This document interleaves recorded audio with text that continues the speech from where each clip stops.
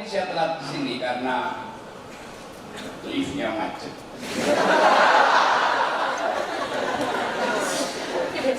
Terus saya nyampe masuk pintu itu ada tulisan dilarang membawa makanan. Kenapa? Karena kita mau mencerna pikiran. Sebaliknya di sana ada tulisan dilarang membawa pikiran. Di situ tempat minum susu.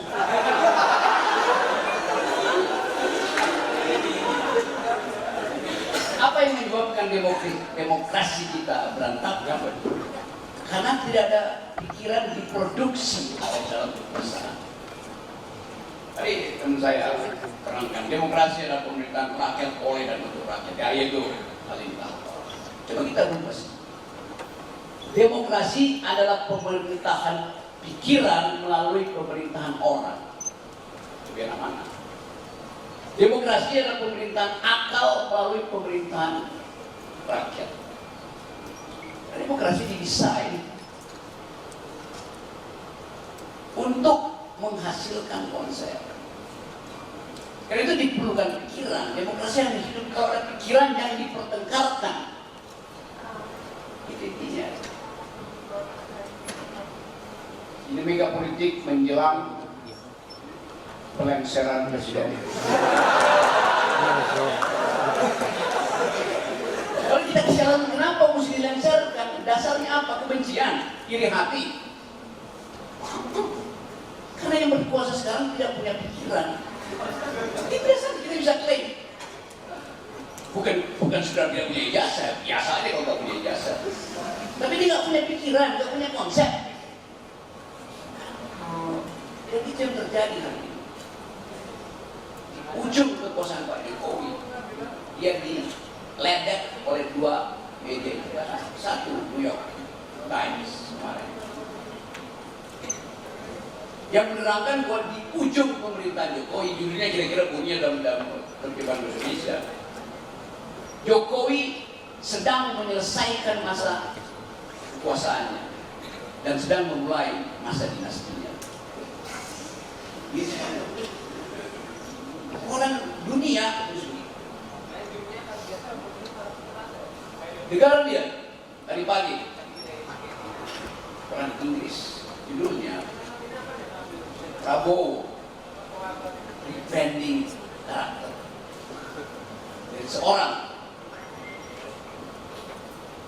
yang militeristik diubah karakternya menjadi seorang yang lemah lembut. Yang suruh itu siapa? Tim Jokowi, pasti. Kenapa? Karena ada Gibran di situ. Kan itu dasarnya. Jadi bayangkan misalnya, dunia mengolok-olok kita headline. Bayangkan coba.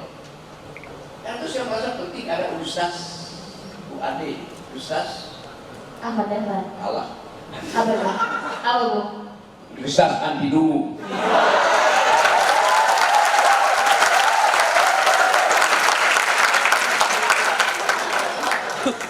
Saya mau ingatkan itu. Kadang-kadang kala kita lupa untuk mengaktifkan akal kritis. Di Ustaz, di depan lift tadi, lantai 1 ada tulisan mahasiswa berhak kritis.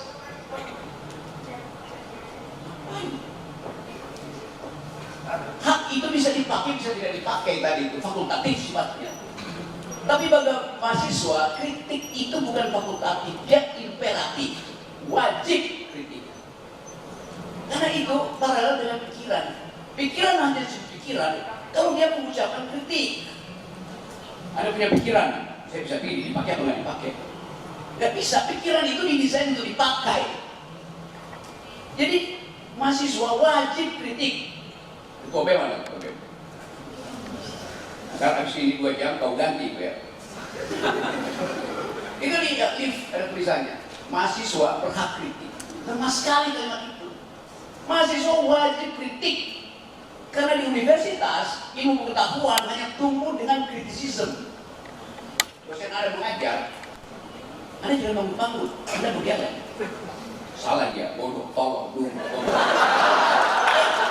Supaya timbul dialektika, dia Dialektika hanya timbul kalau Anda menggeleng, bukan manggut-manggut. Ilmu pengetahuan itu tumbuh karena pertengkaran pikiran. Jadi, mesti menggeleng.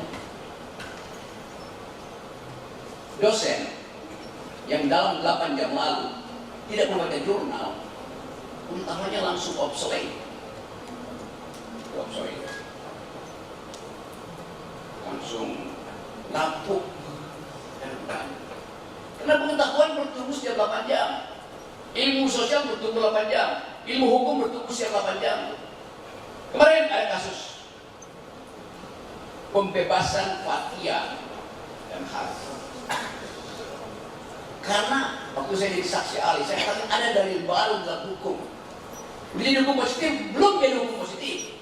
Tetapi sudah jadi kesepakatan dunia bahwa siapapun yang sedang meneliti lingkungan atau sedang membela mereka yang tersisih oleh lingkungan atau yang sedang mengupayakan keadilan lingkungan tidak boleh dikriminalkan. Itu new kind of ethics, jenis etika baru di dalam ilmu hukum. Kenapa? Karena ada krisis planet. Jadi diperlukan a new kind of ethics. Sama seperti dulu binatang nggak punya hak, sekarang ada animal liberation, animal rights. Dulu perempuan nggak punya hak, sampai tahun 20 perempuan nggak punya hak untuk ikut pemilu. Di Amerika bahkan tahun 20 nggak perempuan nggak ada. Itu bukan. Jadi hak itu evolve, right evolve, ethics evolve, bertumbuh.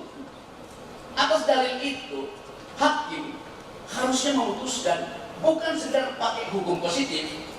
Dalam ilmu hukum namanya ius constitutum, tapi pakai ius constituendum, the future law yang bakal terjadi, supaya dibuktikan bahwa hakim-hakim itu ada otaknya.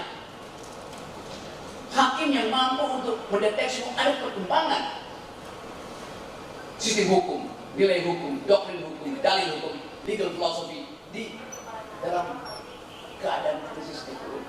Kalau tidak ada krisis ekonomi, hukum itu nggak akan tumbuh. Hukum yang melindungi setiap orang yang sedang kena. Orang yang meneliti lingkungan, dia nggak punya kepentingan dengan kekuasaan, dia punya kepentingan dengan masa depan. Apa yang dia lakukan? Apalagi soal Fathia dan Haris. Dia lagi melakukan riset, tiba-tiba diintercept, diinterupsi oleh pidana. Anda berbohong, Anda tidak punya data. Loh, penelitian itu ongoing selalu, in making, butuh waktu tuh. Untuk hakim itu lulusan UAD, sehingga dia putuskan bahwa Haris dan Fathia tidak bersalah. Jadi kita masuk kembali di situ bahwa kita menghidupkan kalimat-kalimat itu. Tapi kita berhadapan dengan orang yang bahkan mendengarkan kalimat sederhana nggak bisa. Pemimpin kita nggak bisa mendengarkan kalimat sederhana. Karena itu, tadi saya dengar Jokowi bikin pidato pendek di Bandara Halim sebelum terbang ke Filipina dan Vietnam, mengomentari sikap estetik di dalam panggung debat. Ngapain Jokowi ikut-ikutan komentari perdebatan antara Anies dan Prabowo? Karena terdesak wartawan, dia bilang enggak, saya tegur itu semua. Bagaimana mungkin menegur semua? Menegur semua, dia tidak menegur apa-apa. Kan semua ditegur berarti semua salah. Kan mestinya teguran itu hanya pada seseorang. Apalagi Presiden Jokowi.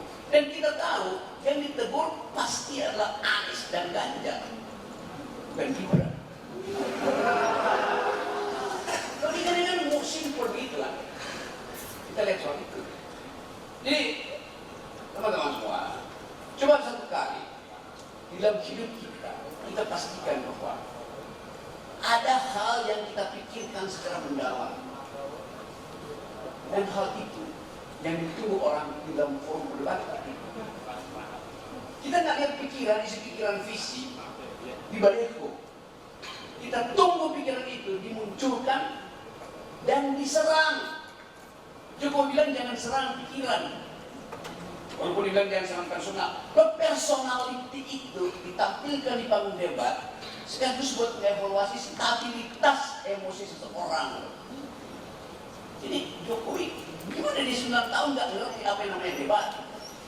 Kenapa? Karena dia cuma bisa baca 3 lembar yang dituliskan orang di depan. Ini aja. Dan itu masalah kita. Masalah kita adalah pemimpin tidak punya kapasitas berpikir. Padahal demokrasi adalah the government of reason, the government by the people. Pemerintahan akal melalui pemerintahan orang. Dan kita punya parameter. Bung Karno, wakil presidennya adalah Bung Hatta. Bung Karno menghidupkan ide anti-imperialisme. Bung Hatta menghasilkan pikiran tentang operasi. Dihasilkan pikiran. Setelah itu Soeharto apapun dia berpikir tentang nasib petani, kan itu kita pernah sosok pangan. Dia berpikir tentang infrastruktur dasar. Karena itu di zaman Bung Karno, di zaman Pak Harto, ekstrativitas kita itu dikasih pada oligarki, tapi dijaminkan oleh Harto. Konglomerat kembalikan pada negara yang saya beri pada saudara lisensi, yang balik ke negara itu 33%. Hasilnya apa? SDI Impres, Puskesmas, irigasi. Itu hasil konkret. Tapi cuma 30%, iya. Zaman SBY turun tinggal 27% yang balik ke negara. Zaman Jokowi tinggal 6% yang balik. Jadi desain kepemimpinan itu yang kita maksud. Apa yang dipamerkan hari ini oleh Pak Jokowi? Kita punya teknologi tinggi, namanya kereta cepat. Oh, bikin mobil aja nggak bisa, kalau tiba-tiba bisa bikin kereta. Apa itu teknologi kita? Kan kita beli dari Cina. Masa diklaim teknologi kita? Beli dengan apa? Dengan utang yang harus kita bayar 100.000 tahun lagi. Kan gila persepsi itu kan. Nggak masuk dalam diskursus publik. Publik, oh iya ya kereta cepat punya kita. Itu kita beli dengan utang, bukan kita yang bikin. Dasarnya. Kalau dibandingkan dengan zaman Pak Harto, kalau kita di zaman Pak Harto, Habibie udah bikin N258. Dia bikin rancang, pabriknya ada di Bandung, bisa terbang, fly by wire. Dan teknologi tertinggi kita ya di zaman Habibie, itu teknologi di atas bumi. Ini kereta masih melayap di teknologi apa biasa aja. Ada hal yang hanya kecepatannya ditambah, udah selesai. Tapi menciptakan pesawat terbang artinya punya ilmu pengetahuan yang juga harus tinggi. Karena pesawat itu rumusnya ada di sayapnya, bukan di mesinnya. Mesinnya pakai mesin Honda BB kan bisa terbang. Tetapi ketelitian untuk mengukur pesawat, daya elevasi itu memerlukan otak. Kalau cuma kereta cepat kayak mainan Lego aja, apa yang dibayangkan? Jadi saya mau minta untuk memakai otak, untuk menghasilkan kembali Indonesia berpikir. Jadi jalan pikiran itu yang kalau kita bandingkan tadi. Bung Karno wakil presidennya adalah Muhammad Hatta. Buku Muhammad Hatta sampai sekarang masih ada baca itu. Diterbitkan ulang itu. Alam pikiran Yunani. Untuk menerangkan bahwa pikiran bangsa ini juga terikat dengan pikiran dunia. Gak ada pikiran Indonesia, gak ada namanya pikiran Indonesia, gak ada namanya pikiran Yunani, pikiran Amerika. Semua pikiran itu hasil dialektika. Itu tidak masuk berpikir disebut berpikir. Kalau pikiran Anda diuji, dipertentangkan. Anda tulis skripsi, nggak ada yang persoalin Anda dapat A, itu artinya Anda tidak bikin tesis apa-apa, tidak punya dalil. Orang nggak persoalin. Skripsi Anda dapat nilai 6, tapi dipertengkarkan, itu skripsi yang bermutu. Skripsi yang bermutu, skripsi yang dipertengkarkan. Disertasi yang bermutu, disertasi yang dipertengkarkan, dibahas, dikritik. Itu artinya menimbulkan kontroversi dalam pikiran karya Anda. Oke, baik, Bu Roni. Pas di situ saya bilang. Iya, oke. Saya mencari juga jadi. Oke, luar biasa sekali.